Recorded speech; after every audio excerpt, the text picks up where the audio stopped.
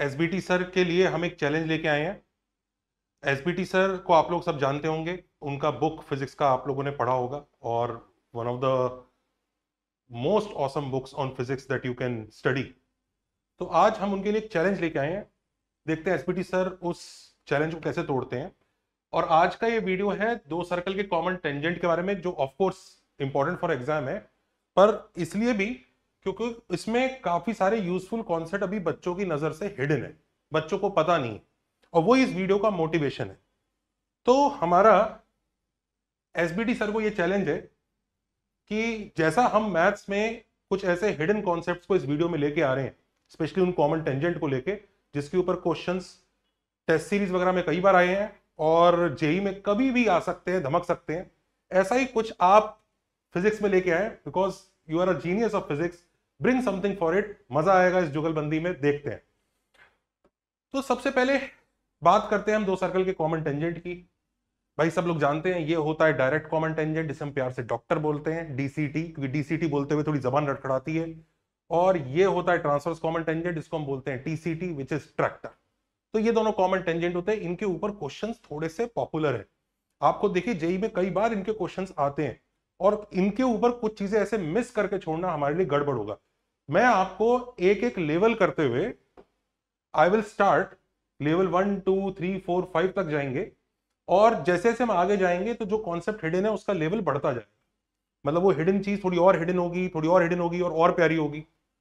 Honestly आप comment करके बताइएगा आपके कितने लेवल निकले, कितने लेवल तक की चीज आपको पता थी। और शुरुआत हम बेसिक से करेंगे, पर वीडियो को एंड तक देखिएगा, लास्ट तक जाते जाते जरूर ही आपको कुछ ना कुछ सिखाएगा। और हम इसमें एक शाउट आउट भी देंगे कि आज के वीडियो का इंस्पिरेशन हमें किस क्वेश्चन से आया है, किस बच्चे के थ्रू हमें ये इंस्पिरेशन मिला है। लेवल 1 ये है कि भाई तुम पहचानोगे कैसे कि कौन सा टेंजेंट डीसीटी होता है, कौन सा टेंजेंट टीसीटी। मतलब टेंजेंट तो दोनों सर्कल को टेंजेंट है, तो अगर हमें इक्वेशन दे दी जाएगी तो पहचानोगे कैसे कि ये डॉक्टर है, ये ट्रैक्टर है। How will you recognise? तो लोग बोलते हैं करे सिंपल बात है सर, ड्रॉ कर लेंगे, फिगर हो जाएगा, पहचान लेंगे डॉक्टर है कि ट्रैक्टर है। ऐसा नहीं है।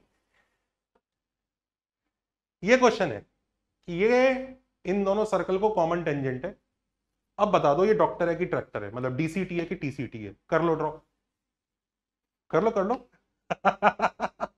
देखो भाई, कॉन्सेप्ट इसीलिए पक्का होना चाहिए। हम कैसे पता लगाएं? We can't draw these circles, we can't draw this line also, we don't know whether it is a doctor or a tractor. In fact यहीं से एक बहुत इंपॉर्टेंट चीज आती है हमारे सामने। भाई how do you define a DCT और टीसीटी? कॉमन टेंजेंट समझ में आ गया, पर वो डीसीटी कब है और टीसीटी कब है? मतलब ये जो बना हुआ है ये डीसीटी है कि टीसीटी है? कॉमन टेंजेंट तो है ना, तो ये डॉक्टर है कि ट्रैक्टर है? क्या डेफिनेशन है? तो देखो, डॉक्टर की डेफिनेशन ये है कि सर्कल सेम साइड पे होने चाहिए। जैसे दो सर्कल्स हैं, तो ये वाला जो टेंजेंट है, दोनों सर्कल इसके सेम साइड है इस लाइन के। ये डेफिनेशन है डॉक्टर की, डायरेक्ट कॉमन टेंजेंट की। और ट्रांसवर्स कॉमन टेंजेंट की जो डेफिनेशन है वो ये है कि दोनों सर्कल्स उसके अपोजिट साइड पे होते हैं। कई लोग बोलते हैं कि नहीं नहीं सर, ट्रांसवर्स कॉमन टेंजेंट आपस में इंटरसेक्ट करते हैं, ये डेफिनेशन है, डायरेक्ट ट्रांस इंटरसेक्ट नहीं करेंगे। भाई साहब, डायरेक्ट भी इंटरसेक्ट करेंगे। ये अगर आपका डायरेक्ट कॉमन टेंजेंट है तो इनको आगे एक्सटेंड कर दो, ये आगे जाके कहीं ना कहीं इंटरसेक्ट कर जाएंगे। आप इंटरसेक्शन पॉइंट से नहीं पता लगा सकते। या फिर ये करो कि इंटरसेक्शन पॉइंट उनका दोनों सेंटर्स के बीच में नहीं है, ये मत बोलो इंटरसेक्ट नहीं कर सकते। पर ये ज्यादा इजी तरीका ये है कि अगर दोनों सर्कल सेम साइड पे हैं तो डायरेक्ट है, और दोनों सर्कल्स अपोजिट साइड पे हैं तो ट्रांसवर्स है। सिंपल सी डेफिनेशन है।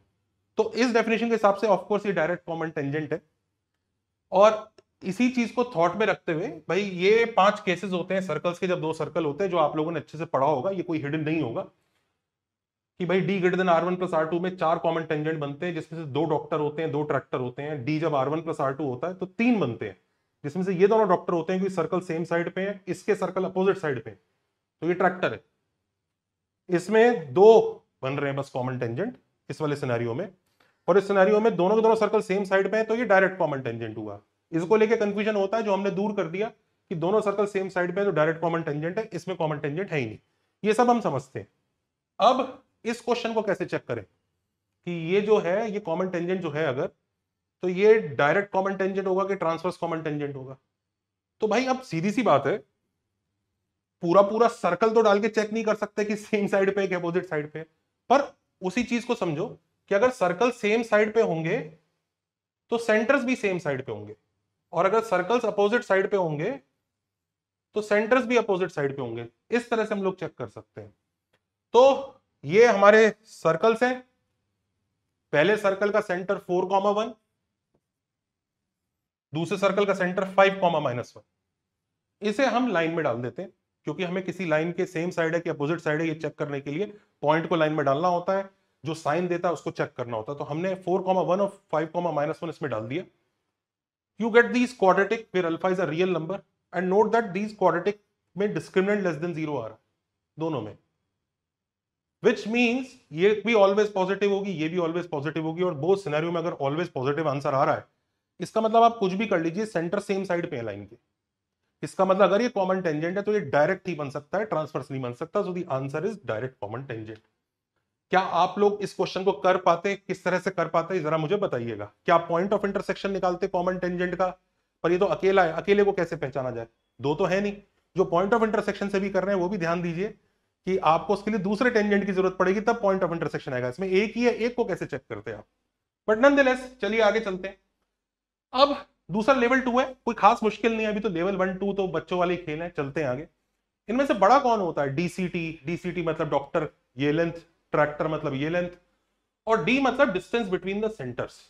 ये तीन लेंथ पिक्चर में आती है। इनमें से बड़ा कौन है, छोटा कौन है? एक्चुअली इसका डेरिवेशन बच्चों ने क्लास 10th में किया होता है, और जिसका यूजेज क्लास 11th में आता ही है सर्कल्स चैप्टर में, कि इनकी लेंथ होती है, का फॉर्मूला होता है डॉक्टर का, ये फॉर्मूला आता है d² minus r1 minus r2 का होल स्क्वायर का स्क्वायर रूट। नोट कर लीजिए, बहुत इंपॉर्टेंट है। वीडियो की लेंथ छोटी रखने के लिए हम इसको प्रूव नहीं कर रहे हैं, पर ये क्योंकि सब बुक्स वगैरह में होता है, सब बच्चों ने पढ़ा होता है, इसलिए मैंने डायरेक्टली बस इन दोनों को मेंशन किया है। और टीसीटी की लेंथ का ये फॉर्मूला होता है d² minus r1 plus r2 का होल स्क्वायर का स्क्वायर रूट। अब इन फॉर्मूलों को अगर ध्यान दें, और हम बात कर रहे हैं दो नॉन जीरो सर्कल्स की, तो इन फॉर्मूलों को ध्यान में रखते हुए क्लियरली दिख रहा है कि इसमें d² में से एक बड़ा नंबर सब्ट्रैक्ट हो रहा है। r1 प्लस r2 पक्का r1 माइनस r2 से बड़ा होगा। दोनों सर्कल में से कोई भी जीरो रेडियस का सर्कल नहीं है, तो ये बड़ा होगा, ये छोटा चीज सब्ट्रैक्ट हो रहा है, इसमें बड़ा चीज सब्ट्रैक्ट हो रहा है, तो ये एक्चुअली छोटा रह जाएगा। तो टीसीटी डीसीटी से छोटा होता है। इनफैक्ट टीसीटी डीसीटी के इक्वल भी नहीं हो सकता, क्योंकि इन दोनों को इक्वल होने के लिए एक रेडियस को जीरो होना पड़ेगा, which is not the case that we are discussing. However, DCT D से छोटा होता है, क्योंकि D के लिए तो कुछ सब्ट्रैक्ट ही नहीं हो ना, D is essentially root of d²। D जो है रूट ऑफ d² है, उसमें से तो कुछ सब्ट्रैक्ट ही नहीं हो रहा है, तो ये तो सबसे बड़ा होगा। पर however, DCT D के इक्वल हो सकता है। जब दोनों सर्कल के रेडियस सेम हो जाए तो ये क्वांटिटी जीरो हो जाएगी, तब DCT और D इक्वल हो जाएंगे। तो एसेंशियली ये इनका ऑर्डर होता है और ये इनकी लेंथ होती है, जो सिंपल बेसिक चीज है। Most of the students know about it, I am Fairlie sure. नहीं पता है तो प्लीज थोड़ी पढ़ाई कीजिए पता होना चाहिए। चलिए आगे। अब हम लेवल 3 पे चलते हैं। दो सर्कल है, और यही जो क्वेश्चन है ये हमारे आज के वीडियो का इंस्पिरेशन है एक्चुअली, कि दो सर्कल्स हैं और डीसीटीज टच कर रहे हैं ए बी सी और डी पर, और टीसीटीज टच कर रहे हैं पी क्यू आर और एस पर। वो कह रहा है find the equation of circles A B C D, यानी ए बी सी डी से पास करता हुआ जो सर्कल होगा और पी क्यू आर एस से पास करता हुआ सर्कल होगा, उसकी इक्वेशन निकालनी है। अब एक सेकंड को जब हम सोचते हैं कि भाई इसको करेंगे कैसे, तो पहला तो यही झटका लगता है ये कौन साइक्लिक होते हैं? यस, दे आर कौन साइक्लिक, और ये प्रूफ भी हो जाएगा, मुश्किल नहीं है। और इसका एक पार्ट हम आपको होमवर्क के लिए भी देंगे। तो देखिए, यस दे आर कौन साइक्लिक, और अभी हम डीसीटी की बात कर रहे हैं, दे आर कौन साइक्लिक। इनफैक्ट जो C1 C2 यानी सेंटर्स को ज्वाइन करती हुई लाइन होती है, उसका जो मिड पॉइंट होता है W, ये इसका सेंटर होता है। और अगर आपको ये बात नहीं पता है तो ये वाला जो क्वेश्चन है ना, आप ऑनेस्टली सोचिएगा ये आप कैसे करने को सोचेंगे। क्या आप ये कहना चाह रहे हैं कि मैं कॉमन टेंजेंट की इक्वेशन निकालूंगा, फिर पॉइंट ए पॉइंट बी निकालूंगा सी डी निकालूंगा, फिर उन चारों पॉइंट से पास करता हुआ सर्कल निकालूंगा? भाई साहब अगले साल का जेई आ जाएगा, हालत खराब हो जाएगी। तो ऐसा नहीं करें आप। हमें ये बात पता होनी चाहिए कि एक्चुअली ये जो C1 C2 का मिड पॉइंट है ना W, ये उन सर्कल्स का सेंटर आता है उस सर्कल का, और इस बात को बहुत आराम से साबित किया भी जा सकता है, मतलब कोई बहुत बड़ी महाभारत नहीं है इसको साबित करने में। It is really easy to prove it. See how. अगर मैं W को A से, D से, B से और C से ज्वाइन कर दूं, अब भाई देखो ये लाइन ज्वाइनिंग द सेंटर होती है, ये दो सर्कल्स के बीच में एक्सिस ऑफ सिमेट्री है, तो सीधी सी बात है यार, WA और WD तो इक्वल होंगे ही होंगे, कोई बड़ी बात नहीं है। इनफैक्ट WB और WC भी इक्वल ही होंगे सिमेट्री से। तो देखा जाए तो इन चारों लेंथ में, अगर चारों लेंथ टोटली इक्वल आती है चारों की चारों, तो हम बोल सकते हैं W सेंटर होगा और ये एक सर्कल यहां से पास करेगा। पर चार में से ये दो तो आपस में इक्वल हैं ही, ये दो तो आपस में इक्वल हैं ही, मतलब आप ये कहना चाह रहे हैं ये एक सर्कल है, ये एक पॉइंट W है, और यहां से मैंने इसको इधर ज्वाइन किया, इसको इधर ज्वाइन किया, तो भाई सिमेट्री से तो इक्वल आएंगे ही आएंगे आपके, क्योंकि ये जो लाइन होती है ये एक्सिस ऑफ सिमेट्री होती है। आप एक पेपर पे इसको ड्रॉ करके ऐसे फोल्ड कर सकते हैं ना इसके अबाउट, बिल्कुल मस्त ओवरलैप होगा। B पॉइंट आके C पॉइंट पे चिपक जाएगा, A पॉइंट आके D पे चिपक जाएगा। खैर ये चीज आप देख भी सकते हैं। अब सवाल ये उठता है कि हम अभी भी चारों को इक्वल शो करना है, तो WA और WB को इक्वल कैसे शो करें? ये कैसे है? मतलब ये तो समझ में आ गया कि W पॉइंट से इस सर्कल पे इक्वल आंसर आ रहा है और W पॉइंट से इन सर्कल पे इक्वल आंसर, पर इस सर्कल और इस सर्कल के बीच में आंसर इक्वल क्यों है? क्लास 10th का बच्चा कर सकता है, इतना सिंपल है ये काम, और इसलिए आ सकता है जेई में। समझो ध्यान से, इट्स नॉट दैट टफ। हमने W से परपेंडिकुलर ड्रॉप किया AB पे। अब अगर हमने परपेंडिकुलर ड्रॉप किया है तो ध्यान दीजिए, C1 से परपेंडिकुलर होता है A, C2 से परपेंडिकुलर होता है B, और W से परपेंडिकुलर है M। तो पहली बात तो ये तीनों लाइंस पैरेलल होगी, ये देखिए जरा, क्योंकि भाई सेम लाइन को तीनों परपेंडिकुलर है। अब पैरेलल हो गई, और ध्यान दीजिए W जो है C1 C2 का मिड पॉइंट है, तो अगर मिड पॉइंट है तो ये और ये इक्वल है, तो ट्रेपीजियम में ये और ये भी इक्वल होंगे, क्योंकि पैरेलल लाइंस के बीच में कोई भी दो ट्रांसवर्सल सेम रेशियो फॉलो करती हैं, तो अगर ये मिड पॉइंट आ रहा है तो ये भी मिड पॉइंट आएगा, ये वाला पॉइंट। तो क्लियरली M आपका मिड पॉइंट भी है AB का। अब इसमें कौन सी बड़ी बात है M अगर मिड पॉइंट हो गया? भाई साहब ट्राइंगल AWB को देखिए, ट्राइंगल AWB एक बड़ा ही स्पेशल ट्राइंगल हो गया जिसमें ये ऑल्टीट्यूड भी है। ट्राइंगल AWB को अगर मैं शेड कर दूं, इस ट्राइंगल को देखिए, WM ऑल्टीट्यूड है उस साइड पर, और WM मीडियन भी है क्योंकि M मिड पॉइंट है। ऑल्टीट्यूड और मीडियन का सेम होना यह साबित करता है कि यह ट्राइंगल एक आइसोसेलेस ट्राइंगल होगा, क्योंकि आइसोसेलेस ट्राइंगल में मीडियन और ऑल्टीट्यूड सेम हो सकता है। तो क्लियरली इस बात से हम ये कह सकते हैं कि ट्राइंगल आइसोसेलेस है, तो WA और WB आपस में इक्वल है, यानी ये चारों इक्वल है। ऑल्सो हम इसकी लेंथ भी निकाल सकते हैं, कोई लेंथ निकालना भी बहुत बड़ी महाभारत है नहीं। पाइथागोरस थ्योरम से आप WA की लेंथ निकाल सकते हो। किस ट्राइंगल में? इस ट्राइंगल में पाइथागोरस थ्योरम आप अप्लाई कीजिए, आपको WA की लेंथ आ जाएगी। क्योंकि ये सब पाइथागोरस वाइथागोरस ऐसे बच्चों वाली चीजों पे बेस्ड है ना, इसलिए ये थोड़ा ऐसी चीज है कि जेई में आ गया तो काफी अच्छे बच्चे कर जाएंगे, क्योंकि वो वहां सोच पाएंगे। पर इधर देखिए, इस ट्राइंगल में अगर हम पाइथागोरस लगाएंगे तो WA का स्क्वायर विल बी AM का स्क्वायर प्लस WM का स्क्वायर। अब AM का स्क्वायर कैसे निकालें? AM कुछ नहीं है भाई, इसका मिड पॉइंट ही तो है, इसका AB का। AB वाज DCT डॉक्टर, तो AM का square is nothing but doctor by 2 का स्क्वायर, DCT बाय 2 का स्क्वायर। और WM का स्क्वायर निकालने के लिए WM आप खुद सोचिए कि ये लेंथ है R2, ये लेंथ है R1, इन दोनों का एवरेज होगी ये लेंथ।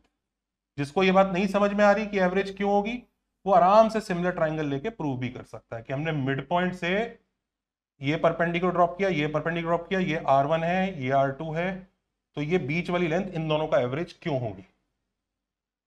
यहां भी ये परपेंडिकुलर ही है, ध्यान दीजिए पैरेलल ही जा रहा है। सिमिलर ट्राइंगल से करो, जैसे चाहो करो, this will be R1 plus R2 by 2।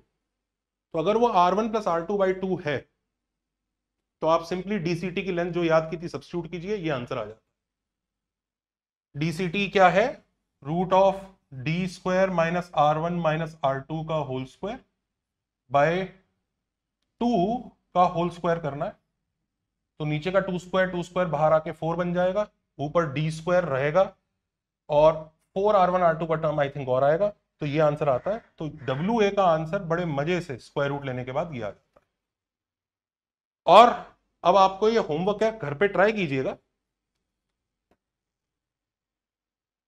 In fact इस चीज को कंक्लूड भी कर लेते हैं पहले कि भाई इसका मतलब वो जो सर्कल ABCD होगा उसका सेंटर होगा W और उसका रेडियस होगा ये √d² + 4r1r2/2।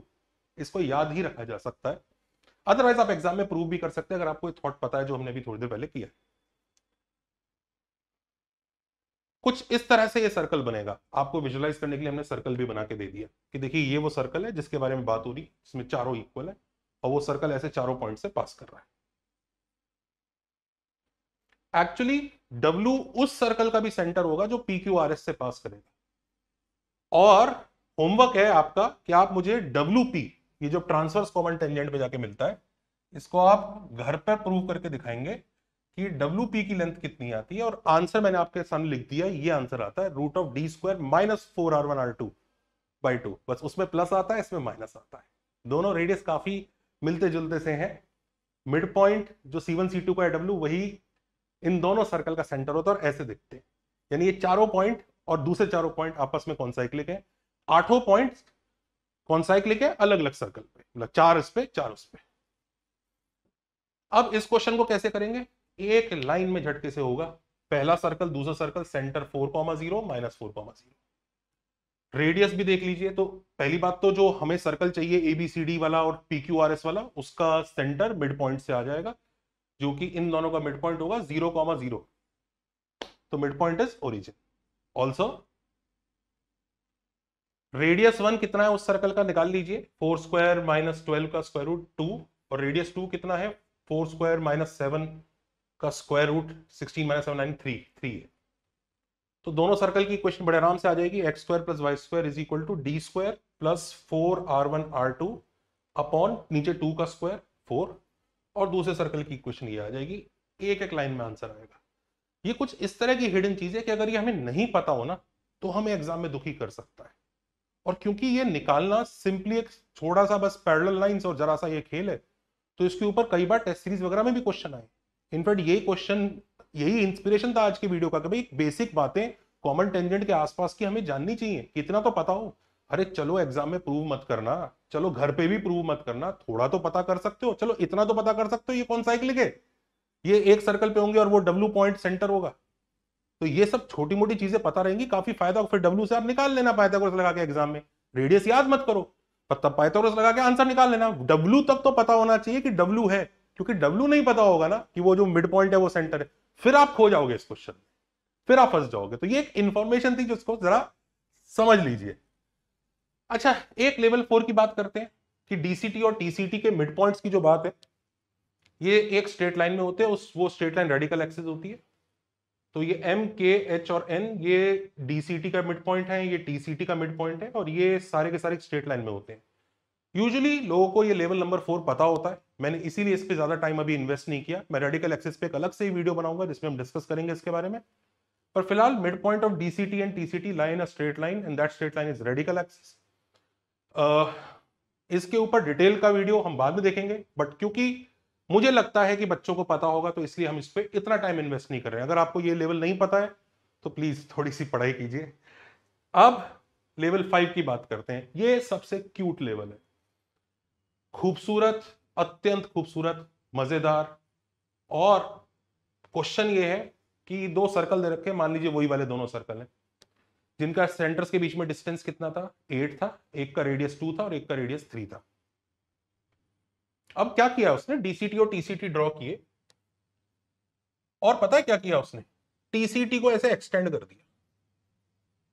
अब TCT जब एक्सटेंड हुआ तो उसने DCT को यहां E और F पे कट किया, देख रहे हैं ना, दोनों TCT से एक्सटेंड कर दिए।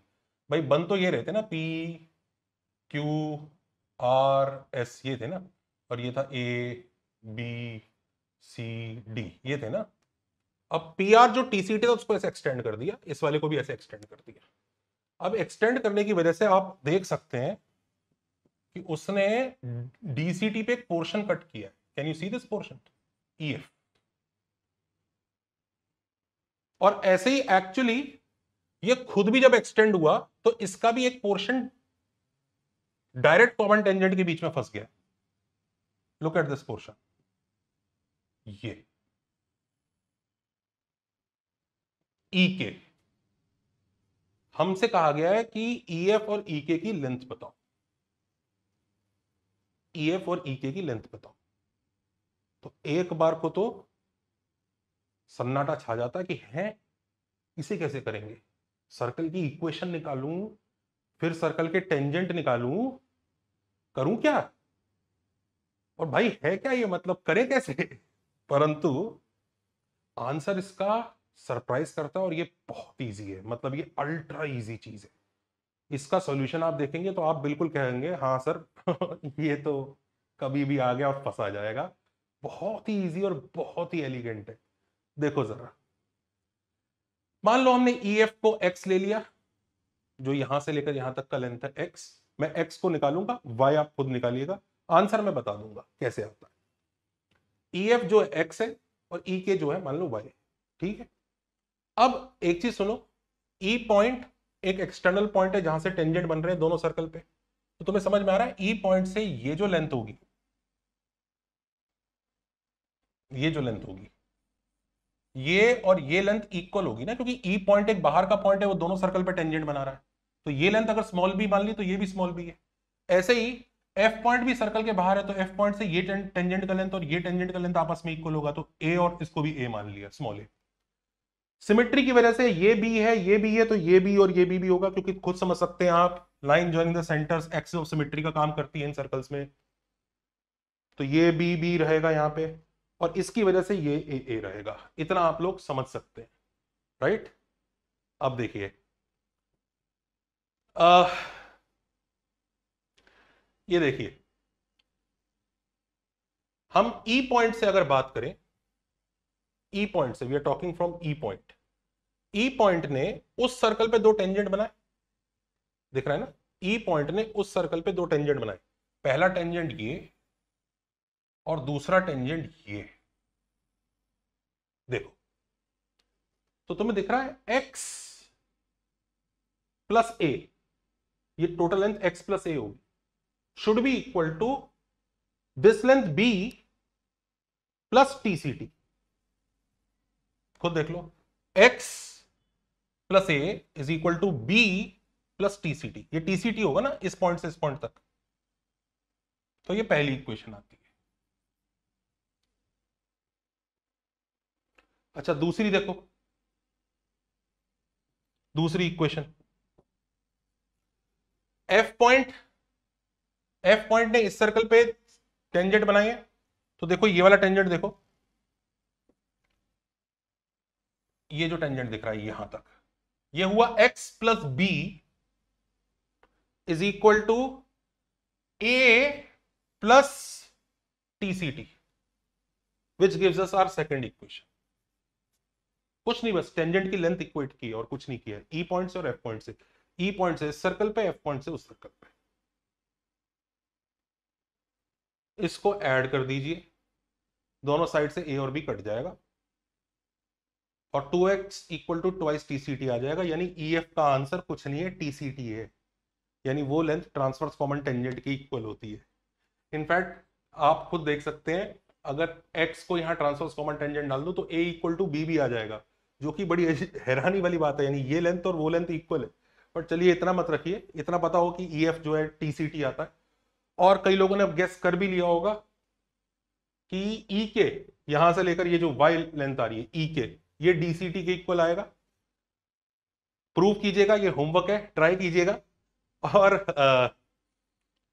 काफी कूल चीज लगती है कि ट्रांसवर्स कॉमन टेंजेंट ने डायरेक्ट का जो पोर्शन कट किया वो ट्रांसवर्स के इक्वल आया, और डायरेक्ट कॉमन टेंजेंट ने ट्रांसवर्स कॉमन टेंजेंट को एक्सटेंड करके जो कट किया वो DCT के इक्वल आया। बड़ा कूल सी चीज है, प्यारी सी चीज है, इसलिए लेवल 5 में रखा है। काफी हिडन सी चीज है, बट एटलीस्ट आपको पता रहे तो आपको पता लग जाएगा कि ढूंढना क्या है। मैं ये भी नहीं कह रहा कि आपको याद हो, लेकिन कम से कम ये तो पता रहना चाहिए कि ढूंढना क्या है। अब आज के वीडियो का इंस्पिरेशन, मुझे पता नहीं था कि ये सब चीजें बच्चों को इतना मैटर करती है, एनर्जी देती हैं, क्योंकि पिछला क्वेश्चन किसी बच्चे ने बनाया था और वो हमने यूज किया, और वो क्वेश्चन काफी खूबसूरत क्वेश्चन था, मुझे बच्चे ने फॉरवर्ड किया। तो आज का ये क्वेश्चन मेरे एक स्टूडेंट सुबोध ने मुझे भेजा है, और उसने बताया कि रेडिट पर मिला है उसको, उसका ओरिजिनल नहीं है, रेडिट पर किसी और बच्चे ने डाला है, मे बी किसी टेस्ट सीरीज वगैरह का क्वेश्चन है। एंड सो उस बच्चे को shout out for posting a good question. तो आई थिंक शायद उधर होगा क्वेश्चन, आप देख सकते हैं। एंड उसने बताया कि सर अभी समझ में नहीं आया उसका सोल्यूशन। तो मैंने कहा ये सॉल्यूशन समझने की जरूरत ही नहीं, इसका तो डायरेक्ट रिजल्ट है, हमें पता ही होना चाहिए। तो ये चीज है। Also moral of the story है, अगर हमारे पास समय है तो अच्छे से डिटेल में पढ़ाई करो, कॉन्सेप्ट्स को जंप मत करो, क्योंकि अच्छे क्वेश्चन स्पेशली टेस्ट सीरीज वगैरह के या जेई के भी कुछ अच्छे क्वेश्चंस बनते ऐसे ही हैं कि कुछ आसपास की चीजें ढूंढते हैं वो, जो ऐसी कि जो हमारे पुराने फंडों से हो सकती हैं। अब तुम ये भी नहीं बोल सकते अरे यार ये तो आउट ऑफ सिलेबस है, ये नहीं आएगा। भाई क्यों नहीं आएगा? क्या दोनों टेंजेंट की लेंथ इक्वल है? नहीं आएगा? क्या पाइथागोरस थ्योरम नहीं आएगा? और ये तो मैंने आराम आराम से समझाया। देखा जाए तो जो बच्चा अगर एग्जाम में ऐसे लाइन ड्रॉ करके करेगा, वो तो 2 लाइन में प्रूव कर लेगा इन चीजों को। तो कॉन्सेप्ट स्किप मत करो अनटिल अनलेस आपका सिलेबस बहुत पीछे चल रहा हो। ऑल्सो एसबीटी सर, प्लीज कुछ ऐसा हिडन आप फिजिक्स में भी दिखाइए, हम देखना चाहते हैं। कुछ मजेदार सा वीडियो हमें टैग करके दिखाइएगा, फिर हम भी कुछ बना के भेजेंगे। करते हैं जुगलबंदी, मजा आएगा। चैनल को लाइक शेयर सब्सक्राइब, कोर्सेज को एक बार चेकआउट कीजिए। Take care, bye bye.